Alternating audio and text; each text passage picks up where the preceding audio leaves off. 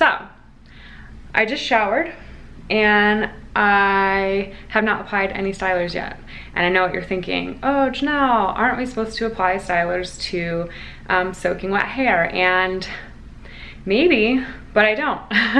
And today I am like gonna do an impromptu video and tell you why. Let's put you on this ring light and let's get to it. Okay, so first and foremost, welcome back. If it's your first time here, my name is Jannelle and we do all things curly and then some. If you have not already, go slam that subscribe button, hit that bell while you're at it, and turn on those post notifications so that you don't miss anything. And let's jump into damp styling. So, I apply my styling products to damp hair. And again, I know what you're thinking, oh, I thought we were supposed to apply to soaking wet hair. I thought every book, every this, every blah, blah, blah, soaking wet hair. And yes, I think there is some truth to that, but I do also think that damp styling can be a better option for a lot of curlies, particularly and mostly those curlies with low porosity hair. I have low porosity hair, and you know, everything we were told about low porosity hair is that it has a hard time taking in moisture because the shaft lays, like the whatever they're called, I can't remember what they're called, lays so tightly on the hair shaft, right? And so you really do have to get to this point where you need heat, or you literally need like squish to condition kind of thing to, you know, force water and hydration up in there. But the other thing about low porosity hair is that yes, it takes a little bit more to get it in there, but then once it's in there, our hair holds on to it. So being low porosity, one of our biggest problems is experiencing hair that gets weighed down, and it gets weighed down by water, by products, by protein, by, I mean, just about everything under the sun. So anything that we can do to prevent that weight is beneficial to us, especially if we want volume. In getting that weight, I also experience some stretching of my curls, and particularly on my bottom layer. Typically, if I had just done a protein treatment, it would be curling up a lot more here and sitting up higher. Is a good indication that stretching there, that I have too much moisture. Here's another good example of that stretching.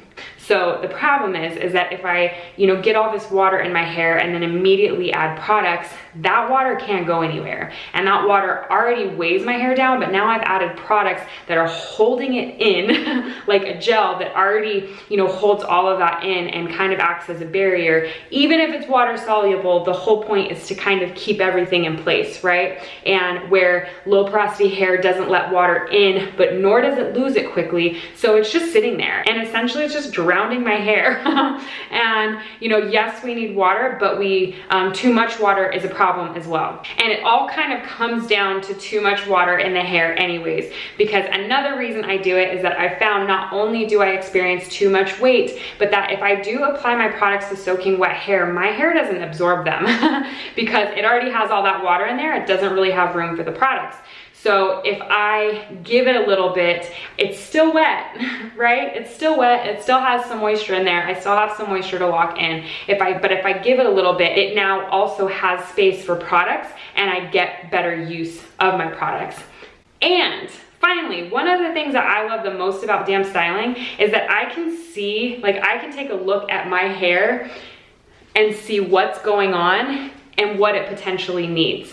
And when you do that soaking wet, you just have to cross your fingers. Some people have it down, and I get it, but with too many factors affecting how my curls show up, I can't run that risk. Now I can fix things. If I need to add more water, I can add more water. If I need to add more product, I have a good idea of what kind of product. Like down here, I know that I'm stretching, so I'm okay to add a protein styler. Whereas if everything was curling up here, I would know that I probably need to stay away from a little bit of protein. It gives me so much more control and insight into what my hair needs, and it means I'm going to be more successful on my wash day.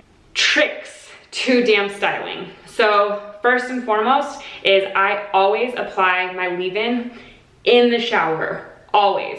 And so this is the only thing that is technically still being applied to soaking wet hair. The trick is I, after rinsing everything out, I smooth it in on both ends, no raking it through, and then I do my shimmy and shake underneath the water stream, and that little bit of water kind of redisperses. It acts as a rake for the leave-in, but it also breaks it up so I'm not adding too much. Then I flip my hair over and I essentially squish to condition, but as I'm squishing to conditioning,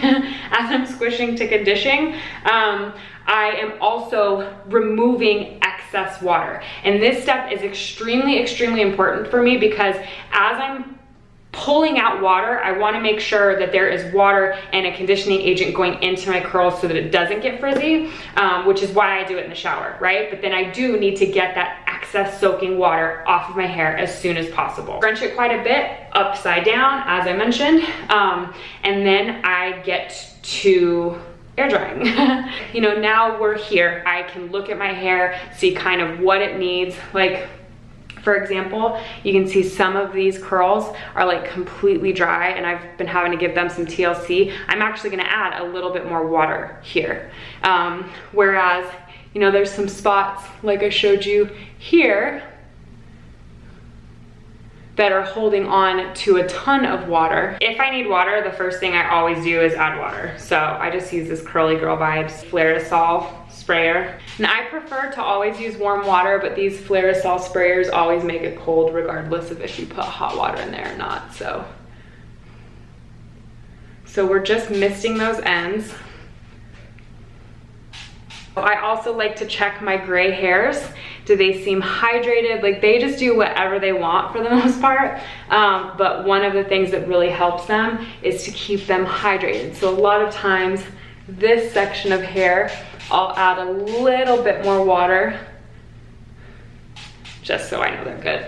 Like, I almost always have like a little bit of halo frizz. I don't really care. A lot of people do. So if you do, this is just a good time to just spritz the top, use your fingertips, and then just like lightly push it back in. So I've added the moisture to my ends. And now what I know with my products is that down here needs a little bit more protein and not so much moisture, and everywhere else is kind of okay. So next I'm gonna go in with the Resos Curls Curl Defining Cream. And I'm actually going to avoid my bottom layer a little bit. A quarter size, a little bit smaller amount. And I just smooth it over.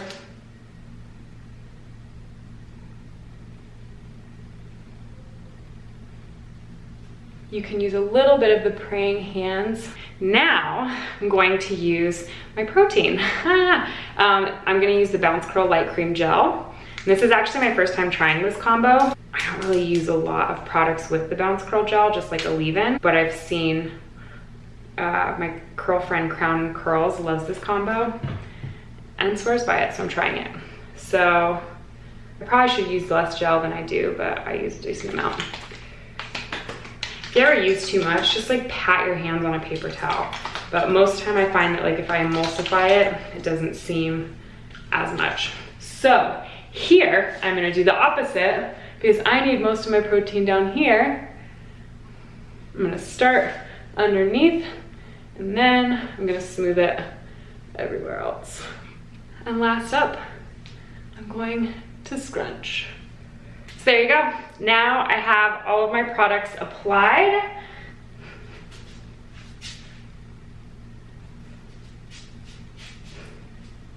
And now I air dry about 80% of the way, then I diffuse, and then I root clip for a bit, and then I will check in with you once all of that is done so that you can see the final product. All right, see you in a bit. I'm just kidding. Okay, there you go. Why I do damp styling, why it works better for me, and as you can see,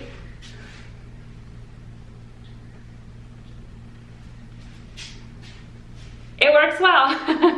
So really quick before I wrap up this video, I did just want to touch on soaking wet styling. I don't think damp styling is going to work for everyone. I do think there are a lot of people that need to apply their products to soaking wet hair. It just doesn't work for me. But I also wanted to add, there was a time period where it didn't. One of the biggest problems that curlies have is maintaining moisture. We have dry hair naturally, right? And we need to get to this point where our curls are hydrated and we've maintained that hydration. And just think of it this way, like think about if, you know, you go 2 days without water, 1 glass of water is not going to just bring you back. Do you know what I mean? It takes a little bit to maintain hydration. And there was a time period when my hair was really damaged. I needed the soaking wet styling.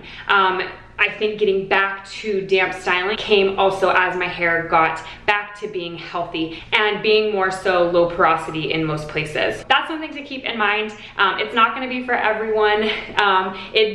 For those of you that it's worked for, I know a lot of my curl friends on Instagram have tried it and it's worked wonders, and some have tried it and it's fallen flat. So I would love to know, have you tried damp styling? If you have, let me know. What do you prefer? Damp styling, soaking styling? If you haven't tried it, are you interested? Let me know down in the comments, and if you like this video, please give it a thumb. If you like this video, please give it a thumbs up.